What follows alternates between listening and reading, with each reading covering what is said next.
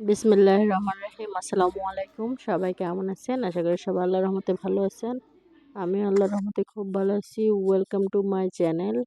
আজকে আমরা একটা কাতলা মাছের রেসিপি করব। প্রথমে নিয়ে নিলাম টমেটো, কাঁচামরিচ, পেঁয়াজ, রসুন, আদা সব সুন্দর করে কাটাকুটি করে নিয়ে নিলাম।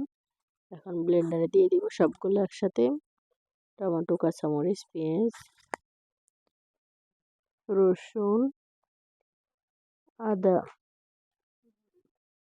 সব দিয়ে খুব ভালোভাবে সুন্দর করে ব্লেন্ড করে নিব।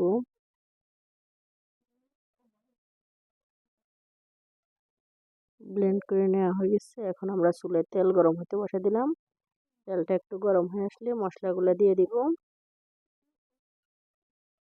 মশলাগুলোকে একটু নাড়াচাড়া করে কতক্ষণ, তারপরে দিয়ে দিব লবণ,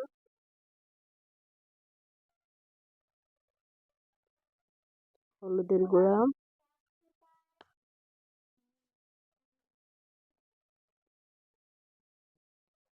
জিরা ধনিয়ার গুঁড়া,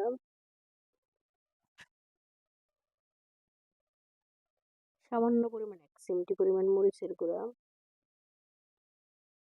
গরম মশলা গুঁড়া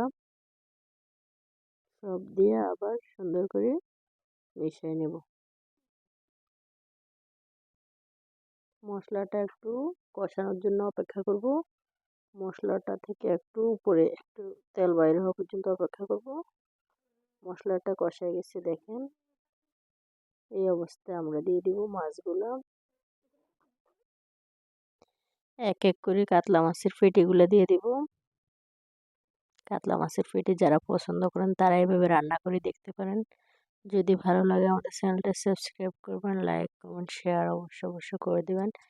ফেসবুক থেকে দেখলে অবশ্যই ফলো দিয়ে দিবেন।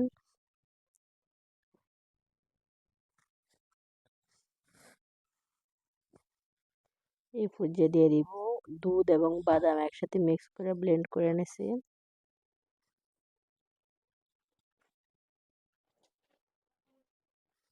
এখানে এগুলো দিয়ে খুব সুন্দর করে ভালোভাবে মিশিয়ে নেব। এখন হালকা আছে কম আছে রান্না করব। ঝোলটা ঘন হওয়া পর্যন্ত আমরা অপেক্ষা করব। সবাই আমাদের চ্যানেলটা সাবস্ক্রাইব করবেন, লাইক কমেন্ট শেয়ার করবেন। রান্নাটা হওয়া পর্যন্ত আমরা অপেক্ষা করব। ঝোলটা ঘন হওয়া পর্যন্ত আমরা অপেক্ষা করতে থাকবো।